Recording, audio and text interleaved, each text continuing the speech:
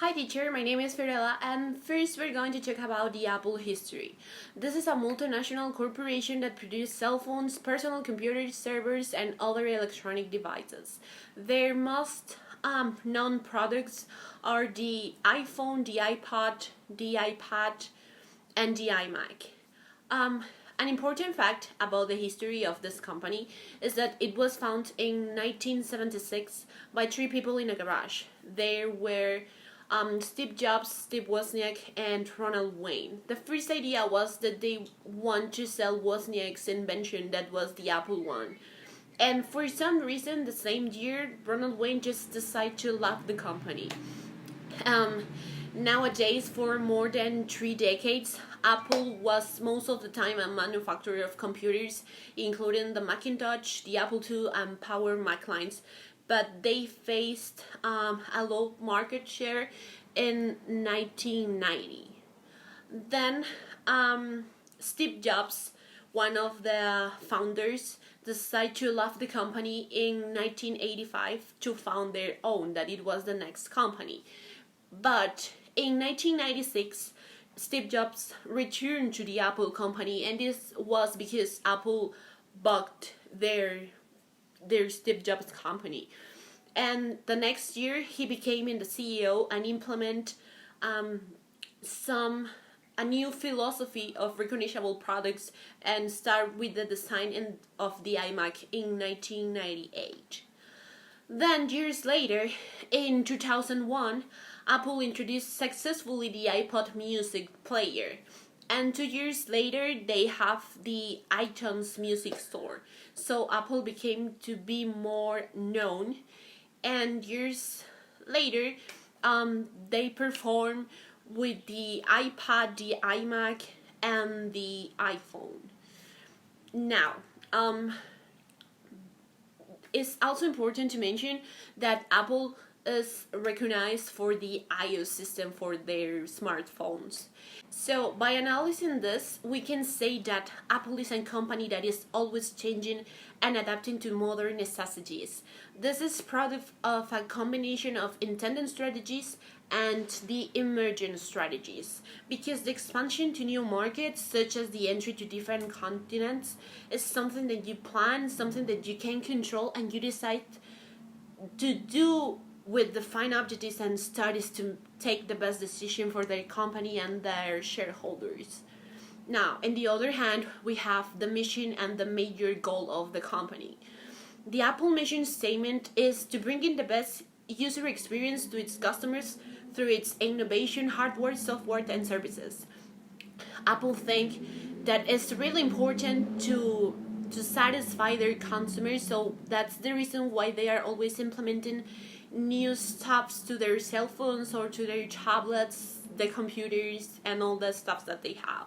Then about the major goal is to obtain stellar products and services between tight time frames at a cost that represents the best possible value to our customers and shareholders. Why they said that? This is because the Apple company think that it's not only important to satisfy their consumers, but it's also important to satisfy the shareholders, because for them it's the reason that they have money and they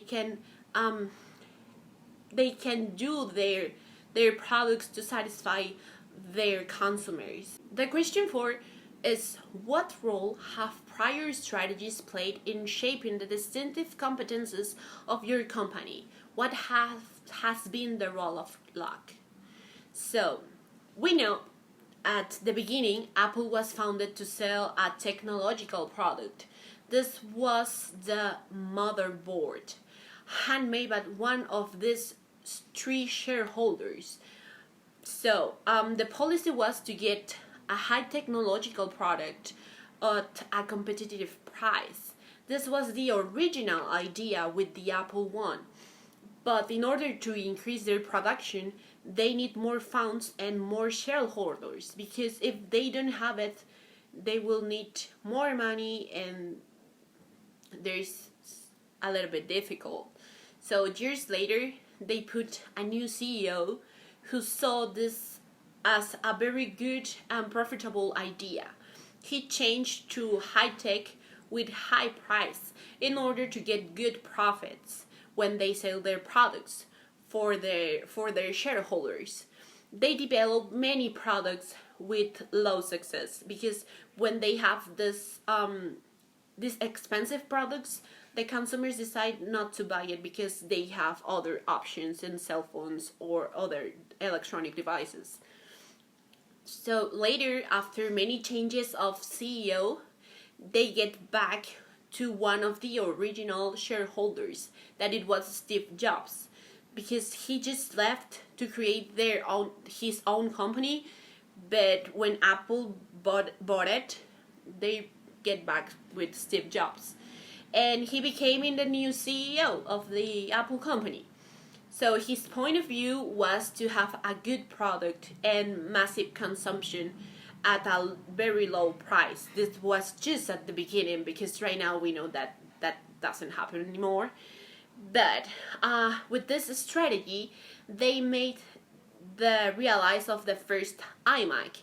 It was a good success. It was in 1998, and it has the technological characteristics that young people were looking for.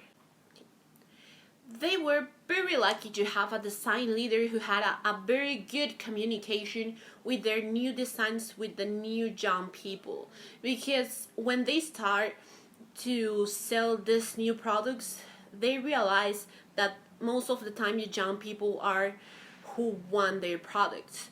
So with this team, they developed another product, and this was the iPad, followed by the iPod, and after they developed the iTunes Store, which became in the biggest music retailer in the world. So in USA, they always have to buy the music. So when Apple designed this iTunes Store, it was very easy to all their to all the customers to have their own music, and they can buy it. Then finally, they designed their very best idea, that it was the iPhone, which is still the best product in the market. We always see a lot of people with this smartphone in the streets or maybe in our university, because it's one of the most sold products in the world.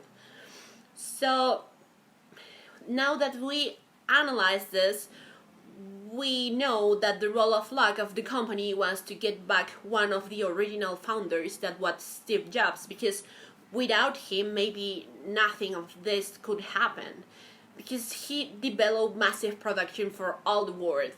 They start maybe at USA, but then they just get their expansion to all the world. iPhone and Apple is a company which is known around all the world. So that was the role of luck.